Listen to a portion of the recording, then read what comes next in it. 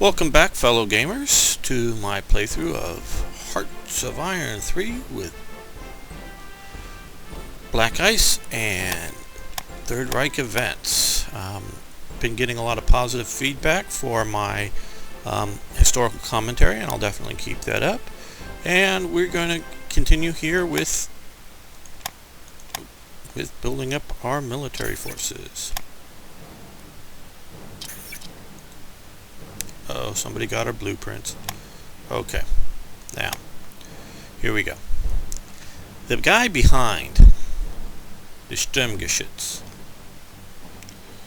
is Manstein. He didn't go and design it all or anything like that, but he was the one that set up the parameters. A lot of nations were doing what BlackICE calls infantry tanks, support tanks, that were meant to support infantry attacks, that kind of thing. Germans did that too with the Panzer IV. It was meant to be the support tank to the Panzer III. But what Manstein wanted was something to assault the Maginot Line and other fortified positions that had fairly heavy frontal armor compared to like a standard Panzer III or something, and with a good gun. And what his sort of mounting it in the hole, as they did, reduced the frontal profile of the vehicle and could increase the armor, and it was very cost effective compared to building a turreted tank. You know, the British Matilda would be a good example of the alternative that the Brits did. So we're going to send him over there, and we're going to combine it into the headquarters, just mostly for sentimental purposes. Give Manstein his tanks. We'll give him probably a more mobile armored corps once we get ready for the French campaign. But I just sort of wanted to build a few of those, and we will be using those like the Germans did as replacements for the Panzers. Okay, our first big heavy transport, we'll stick him here.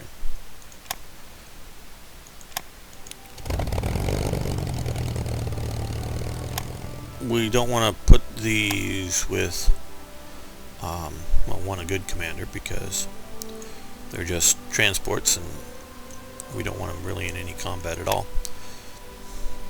And we don't want to put them with smaller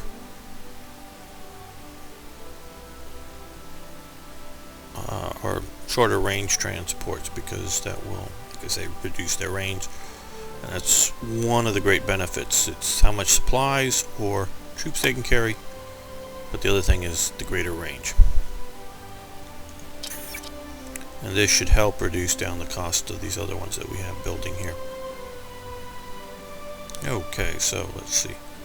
I want to make sure we're covering that well enough. And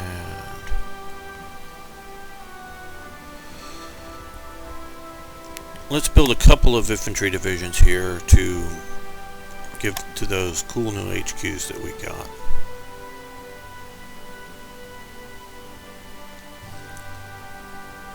Regular artillery.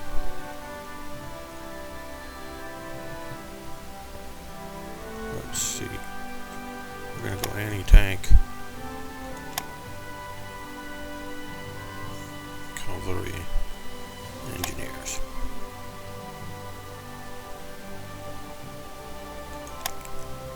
That should be a fairly effective division with one of those HQs there.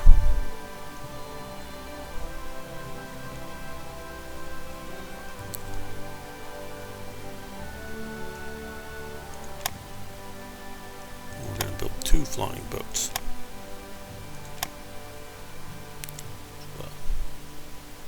Because we're going to hopefully get through these upgrades pretty quick here.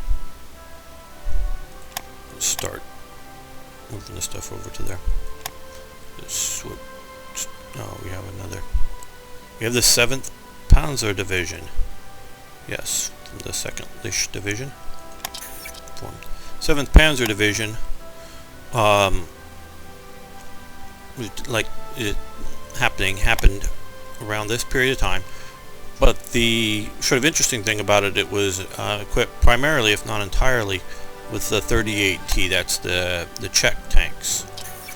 They were fairly good tanks for their time, but were not there. Berlin. Forget where it pops up. Maybe I'll just spot it if it's not stacked.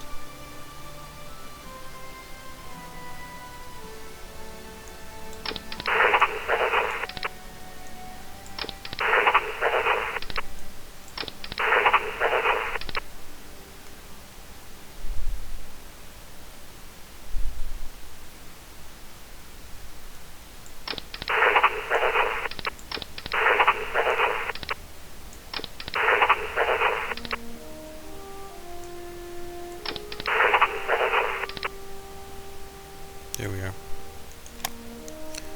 And we're going to put its historical commander, at least for the Battle of France, in command here.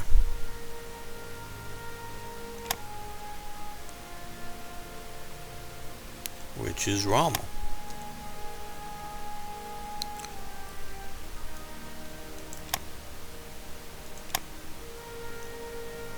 Let's see, yes, they have the appropriate Czech tanks for this division. That Czech tank was known to be a very good driving tank, meaning it handled well, both in a sense supposedly easy. I'm not a tank driver, and they were more complicated than they are now. I did drive a Caterpillar tractor, and those have similar sort of levers that you move right and left to stop the tracks. You don't turn a wheel.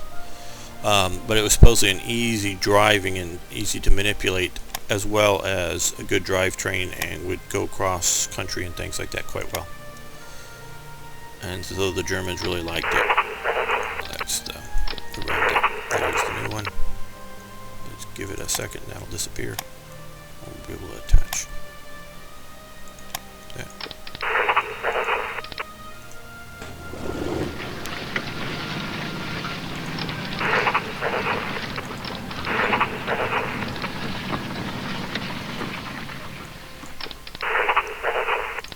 So that whole design was continued to use by the Germans throughout the war, but had its limitations. It was fairly narrow and small. Okay, I see we built up more than enough spies, so let's get back to... I like to keep a full level of spies in a country that I'm trying to steal from. Technologies. So if I start noticing get down to 0 or below, I start moving from one country.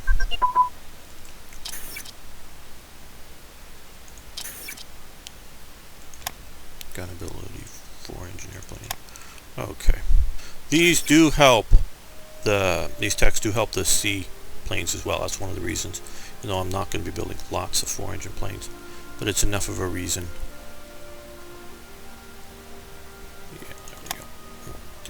Enough of a reason to keep that going and researching.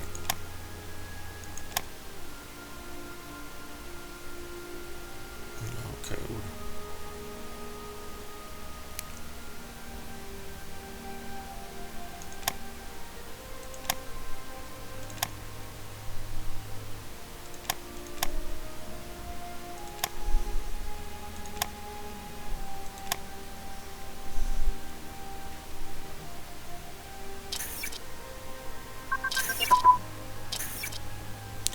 Ah, yes, another event from George, 1941, one that I did not know about until he sent it to me. The Soviets at this time licensed the BMW, the motorcycle, the R75, which is quite famous. It was one of the versions that they made for the motorcycle with sidecar. and the Soviets renamed it the Ural M72, and so they produced a bunch of machines. So I thought that was very interesting that the Soviets fought on basically the same motorcycle as a reconnaissance vehicle as the Germans did. Second Army Commando. So it's one for the French campaign. Cool. Twin engine airframe research. Okay, we're doing that.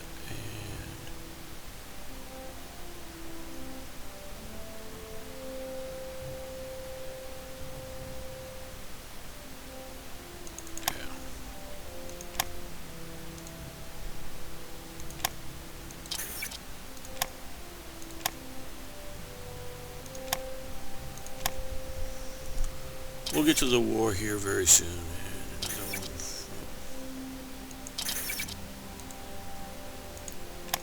one. Okay. Sweden wants to buy some HE-114 float planes here. Seaplanes, float planes. They're not flying boats though, but they are float planes. And so we sell them, or we hurt our relationship with them. We're going to lose some supplies, we're going to get some money, but we've got plenty of supplies because I follow my own advice for anyone playing TRE along with BlackICE is to build lots of supplies. And the 18th Army Commando.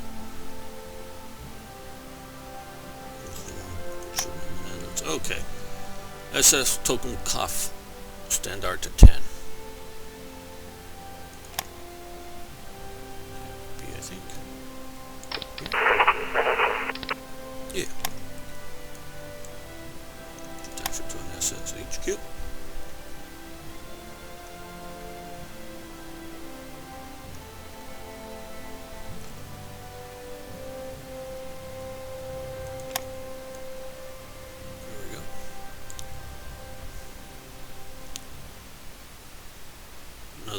HQ that was used first in France. Now I like to maximize upward flow of experience, so instead of doing like the historical thing and putting 2 corps under one army and whatnot, I really like to sort of max out 5 of each under them. I think that for game playing purposes is best, and I'm not that big of a stickler for history in that, oh, we've got to have just the same core organizations. Well, a minute ago we lost, or somebody got some of our blueprints, but now we just stole some special forces from Britain.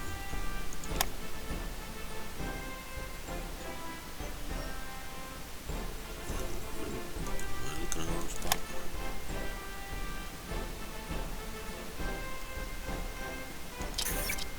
I think that's up here. Ah, yes. Okay, so we are very much ahead of schedule here because we haven't yet researched all these. So our commandos will be better. Some of these, like that, operational, they do sort of make sense that you can steal them, but I'm not 100% comfortable because I look at that as sort of like, oh, hey, we just, stole some manuals or something like that.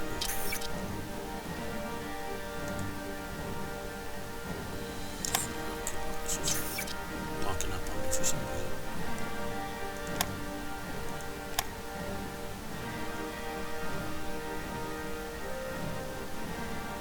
Okay, we're going to let it produce some of the Bismarck right now. Just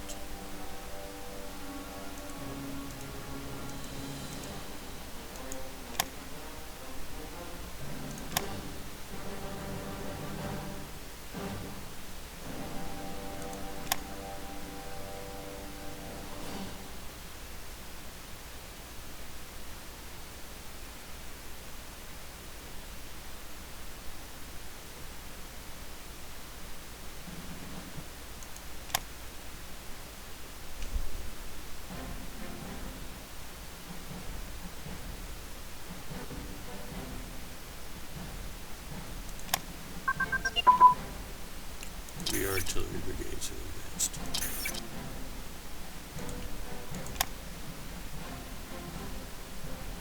So let's go down. We will shift over to here.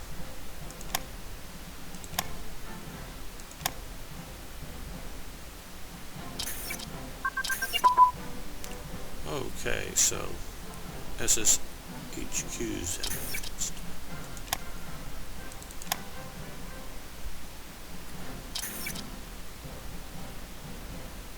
Let's do some more armored HQ research there.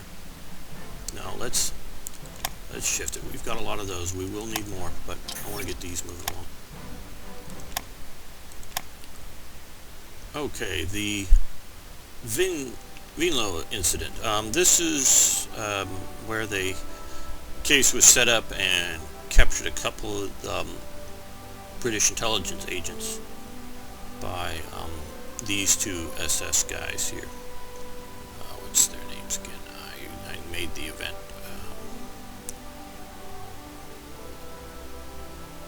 Oh, Schellenberg. Of course, Schellenberg. He's very famous. But this other Nanjokes, the guy who you don't have a picture in uniform there. Set him up in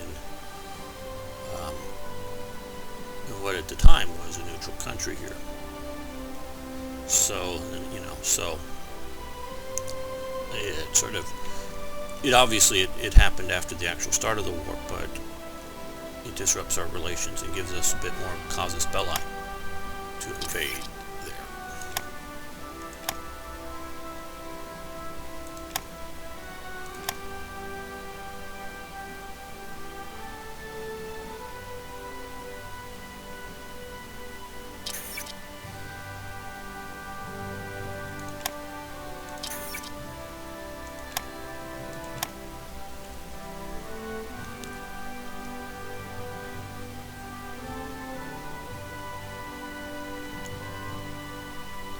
A lot of submarines coming along, so we're going to build 2 more of these infantry divisions.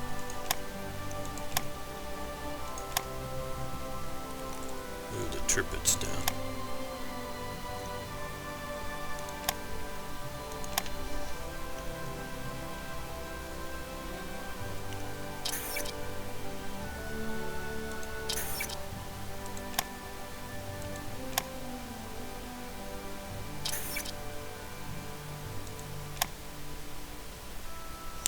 Defense research report. Let's see if we get anything good. Minor breakthrough. Alright.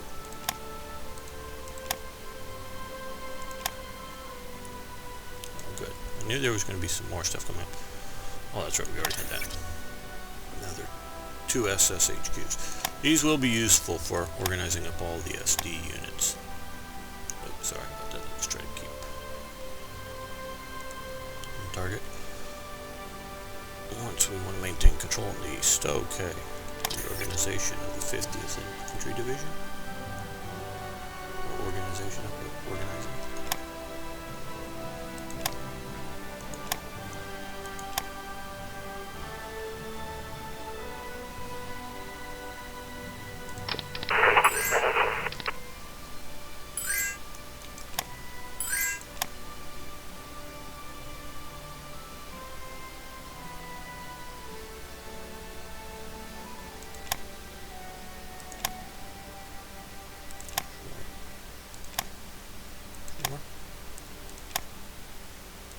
No.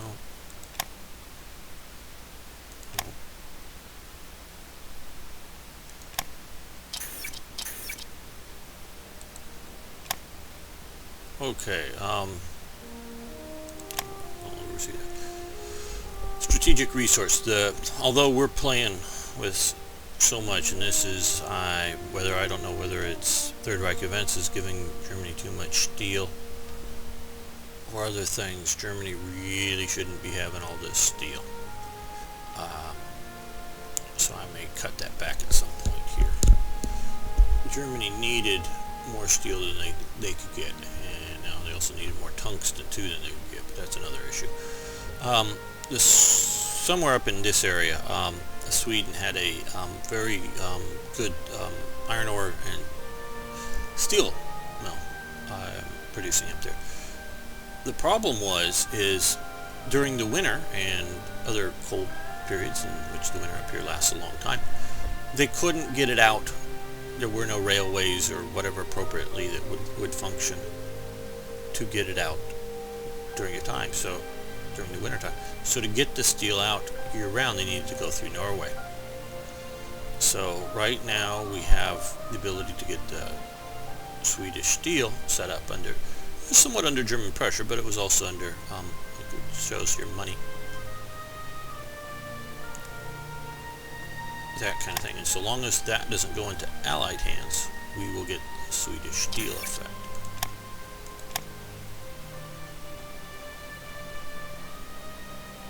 And we are able to build more here. Okay.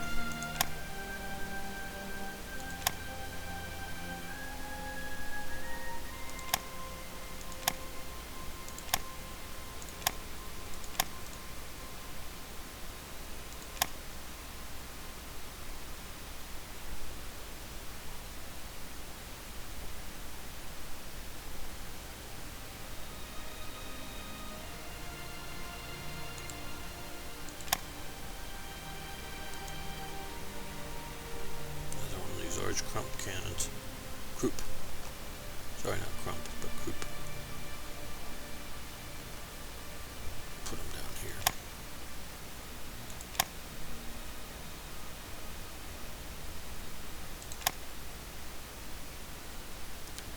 More metal, less money.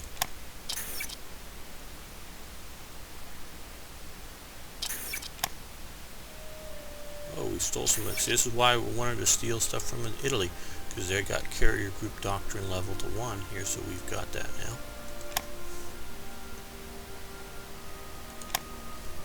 The 13th.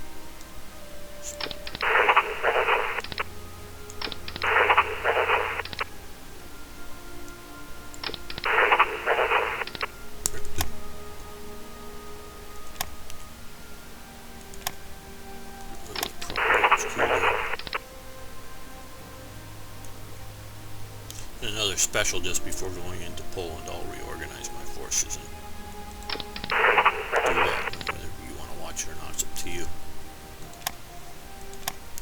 Some people, I think, want to see how things are organized so that they can organize it. Other people are here to see the flow of the battle and see the flow of the game, and I understand that, and it just sort of slows things up.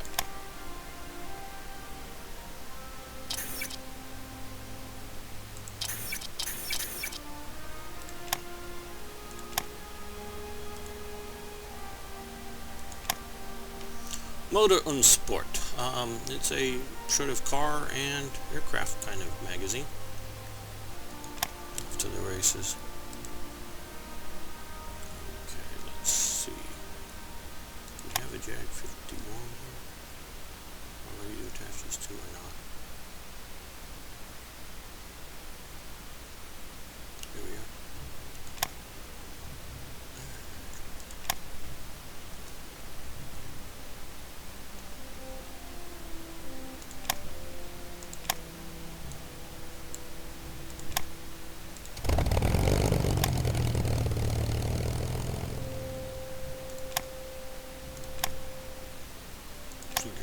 So now we have a fairly decent, though small, operation here in the east.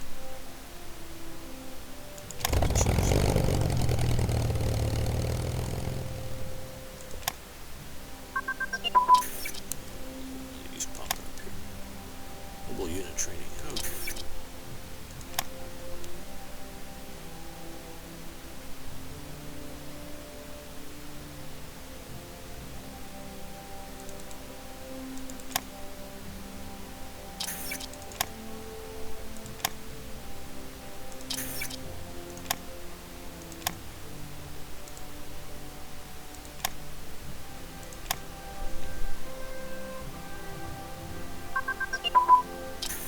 Submarine batteries have advanced.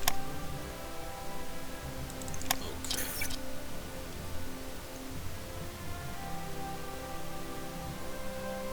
I like this, it increases range here, but it also reduces air defense and increases visibility. So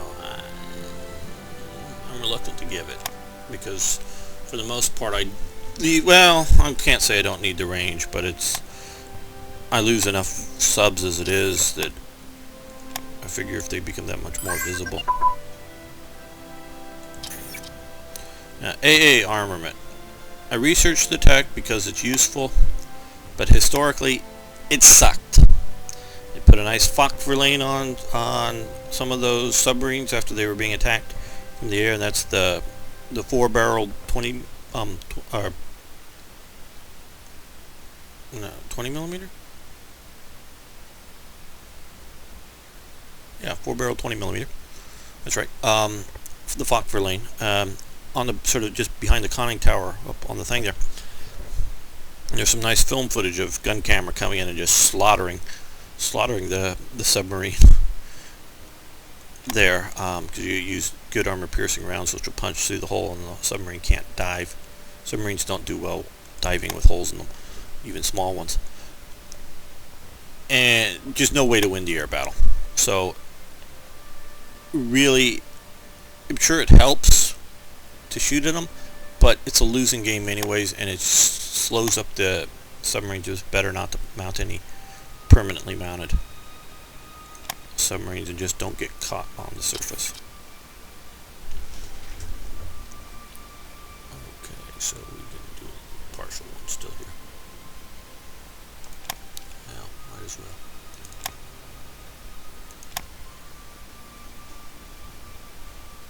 Yeah, I keep checking just to see if it's Danzig War or something else that we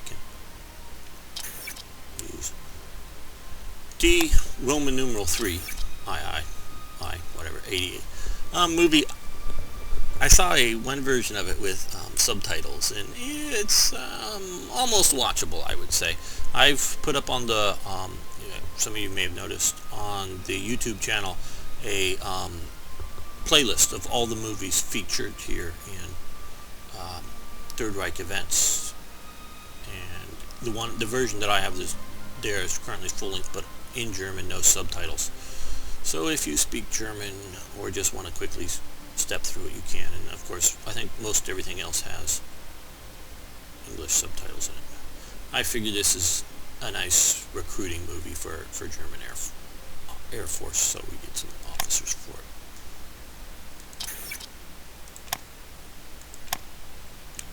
Let's see.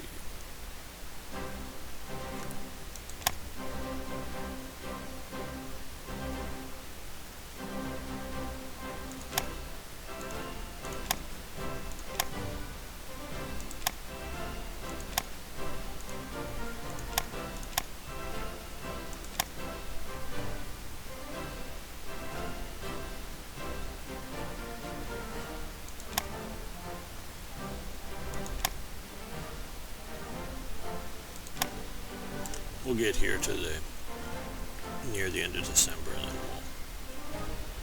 that'll be it for this session here. Of course, the war historically had started by this point, and Poland had been very quickly crushed.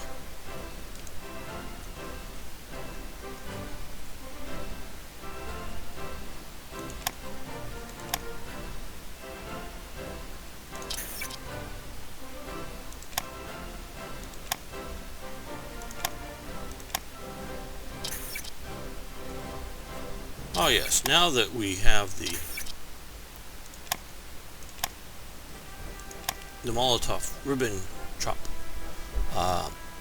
Pact and the German-Soviet commercial agreement, we can also set up the if we want to, the Lufthansa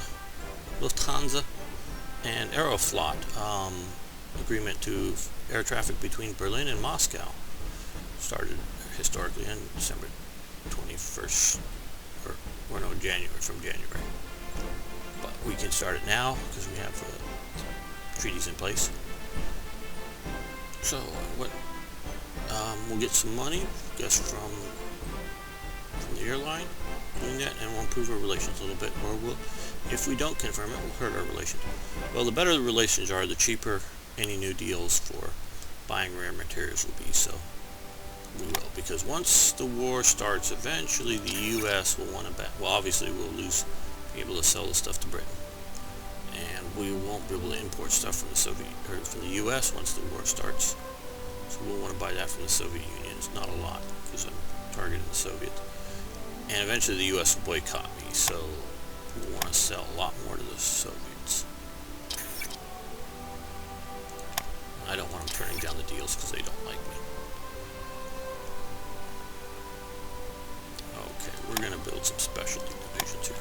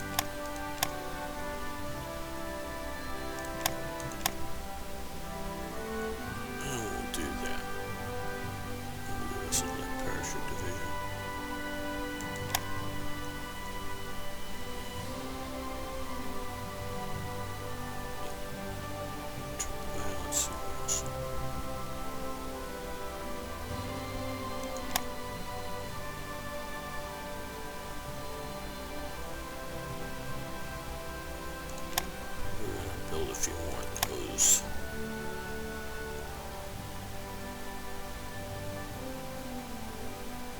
Motorized anti-aircraft.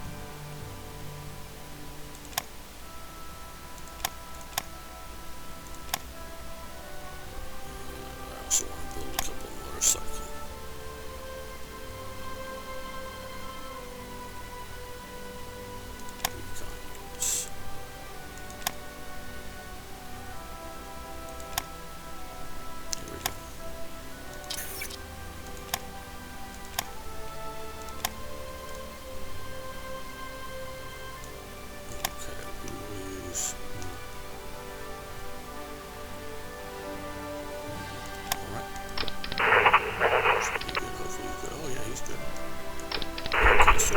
Here we'll hit R, and we'll just transfer these units there, because I want to do right like that. So now we've got this, a fairly decent unit here with a cool HQ.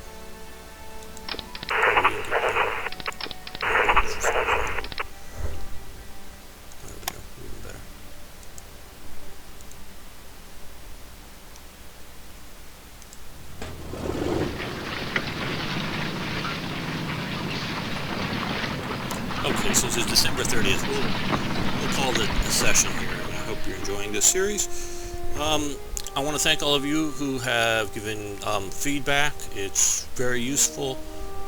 Also, for all of you who are liking the each segment, YouTube rates things higher with more engagement, as they call it. Whether if you share it on other media, trust me, they know if you're sharing it on Facebook or something else.